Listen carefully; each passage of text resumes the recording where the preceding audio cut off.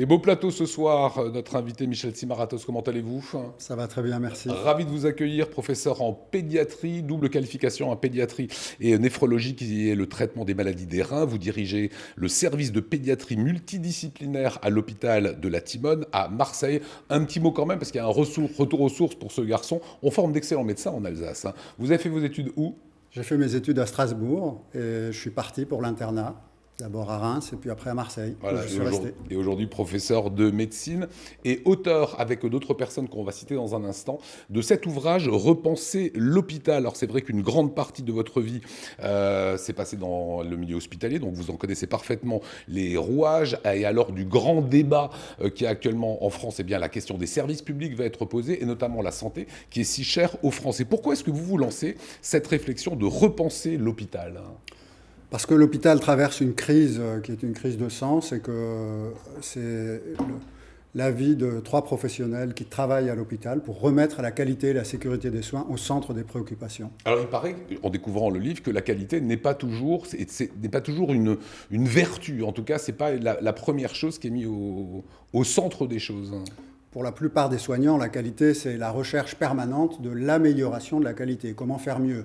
Mais ce n'est pas toujours l'indicateur qui est suivi pour piloter le management de l'hôpital. Alors on va expliquer ce que c'est que le management de l'hôpital. D'abord, il y a cette question qui revient très souvent, c'est un petit peu ésotérique pour nous autres, c'est le T2A. Si je vous dis T2A, vous savez ce que c'est? Emmanuel, évidemment, vous êtes médecin. Le T2A, c'est quoi cette norme, Michel Tsimaratos? T2A, c'est un acronyme pour dire tarification à l'activité. C'est-à-dire que l'hôpital est payé pour l'activité qu'il produit. Vous soignez une appendicite, vous êtes payé pour une appendicite, peu importe si le patient est resté une semaine ou s'il est resté un jour. C'est un prix fixe. C'est le prix de la pathologie, le prix de l'activité. Idem pour un ménisque, idem pour des amygdales, etc. C'est ça? Chaque maladie a un code et chaque code a son tarif. Et les tarifs sont réévalués chaque année. Alors, en lisant le livre, il y a quand même des choses étonnantes à propos de ce T2A, cette tarification à l'activité. Un tarif journalier moyen des hôpitaux publics, 817 €. Et ce tarif moyen des hôpitaux publics à Lunéville, 2230 €. Moi, il faut quand même m'expliquer comment on passe de 1 à 3. Alors, le tarif journalier, ce n'est pas la même chose que la T2A. D'accord. La T2A, c'est le tarif de l'activité, le tarif De l'acte. de la personne. Au moment où elle ressort de l'hôpital est payé pour ce qu'il a produit.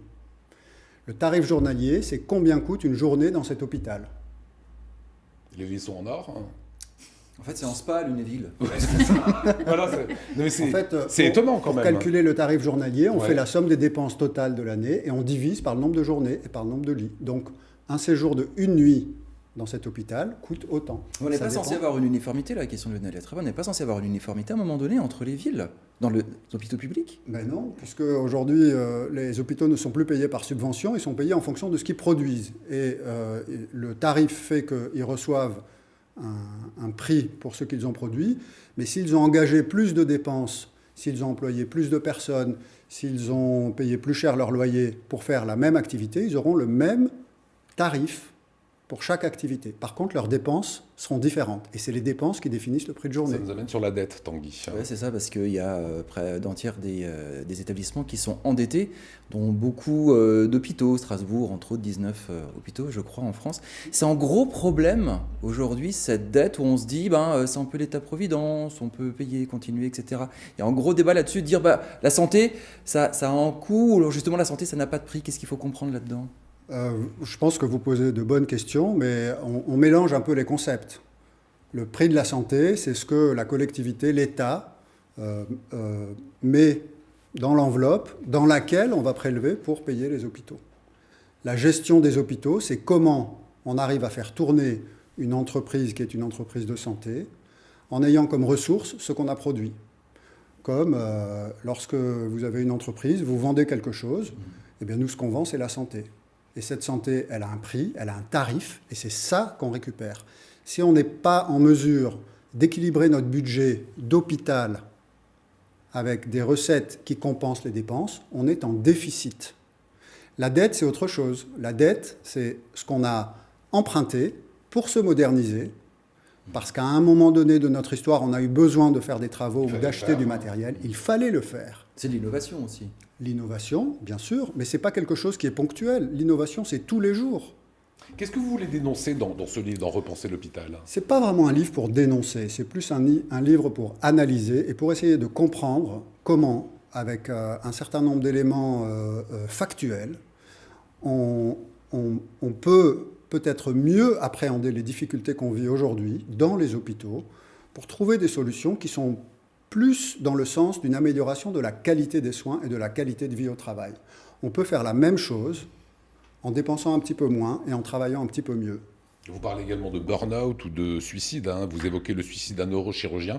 Il s'est suicidé dans le bloc opératoire à Grenoble. Vous parlez, ce sont vos termes, de maltraitance, de harcèlement, de comportement autoritaire de directeurs hospitaliers qui méprisent et humilient les personnels et les considèrent comme des pions.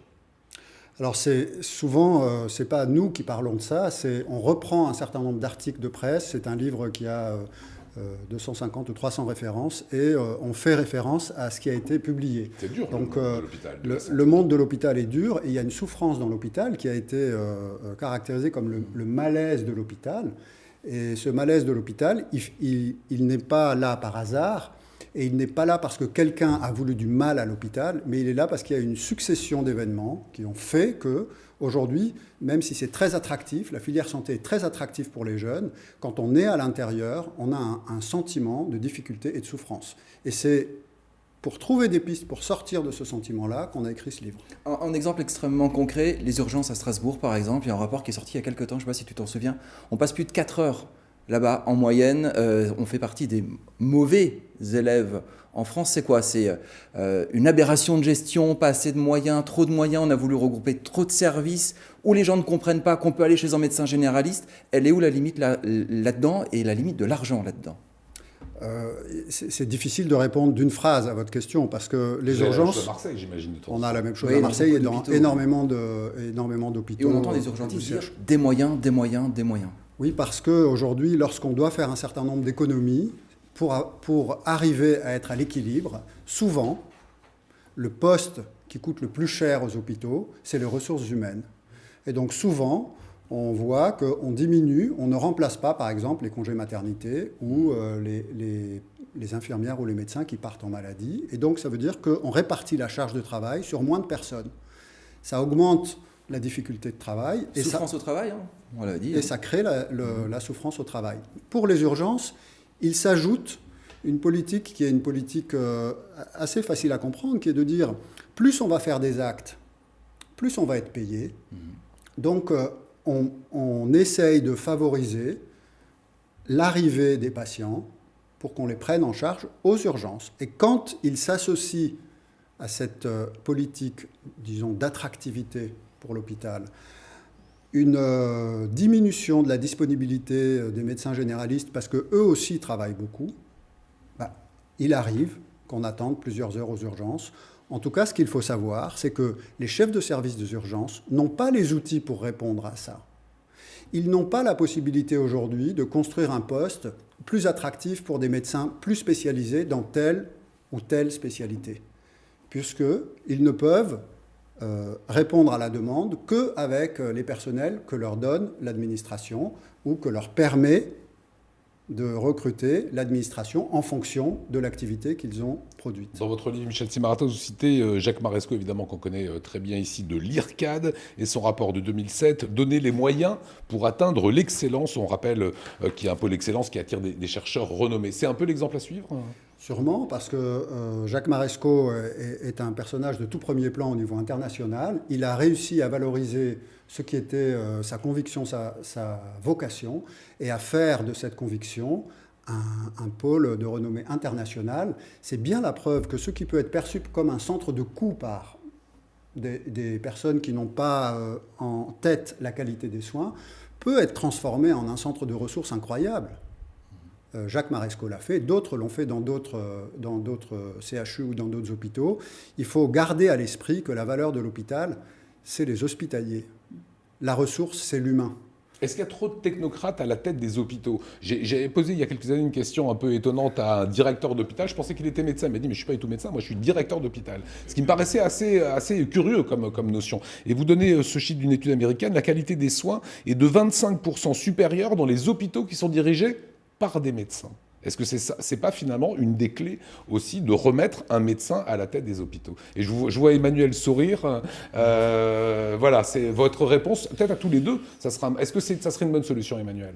Ça pourrait, oui. Ça a du sens. Oui, ça a du sens. Pour moi, ça a du sens. Michel Timaratos? En tout cas, ces articles auxquels vous faites allusion sont des articles extrêmement importants puisqu'ils ont analysé des paramètres factuels de qualité des soins et de pertinence et de rentabilité. Et lorsqu'il y a une réflexion médicale, il peut y avoir un directeur administratif à la tête d'un hôpital qui fasse bien le boulot et qui soit parfaitement en phase avec un objectif de qualité des soins. Mais ce qu'on sait, c'est que si on soigne bien, ça coûte moins cher, même si l'investissement initial est un peu plus important. Et on va terminer avec cet hôpital magnétique. Ça vous dit rien? Vous inquiétez pas, nous non plus ici, journalistes. Hôpital magnétique? Non, pas du tout. Voilà, je viens de découvrir ça dans l'ouvrage de Michel Timaratos. C'est une notion qui existe depuis les années 80. C'est quoi un hôpital magnétique? C'est la dématérialisation, c'est ça? Non, pas du tout. Pas du tout, c'est un label nord-américain qui a été inventé par un groupe d'infirmiers nord-américains qui ont dit que pour bien travailler, il faut bien se sentir au travail. Et donc, c'est des hôpitaux qui réussissent à mettre dans leur ADN l'amélioration de la qualité de vie et des conditions de vie au travail. Et donc, par exemple, qui remplacent l'absentéisme et qui font que le personnel a envie d'aller travailler dans ces hôpitaux. Combien d'hôpitaux magnétiques en France?